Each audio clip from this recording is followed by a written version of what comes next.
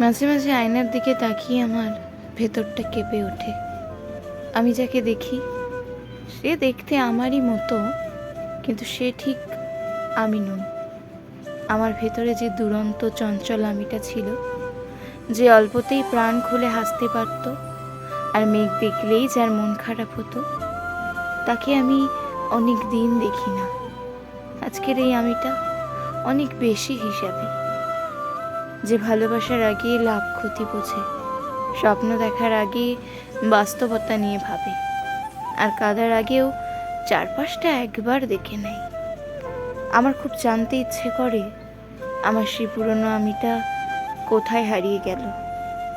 আমি কি তাকে অবহেলা করে পেছনে ফেলে এসেছি, নাকি এই পৃথিবীর কঠিন পথে চলতে গিয়ে সে নিজেই ক্লান্ত হয়ে আমার ভেতরে কোথাও ঘুমিয়ে পড়েছে। সত্যিটা হলো, আজকের এই সফল গোছানো আমিটাকে গড়তে গিয়ে আমি আমার সবচেয়ে প্রিয় আমিটাকেই হারিয়ে ফেলেছি।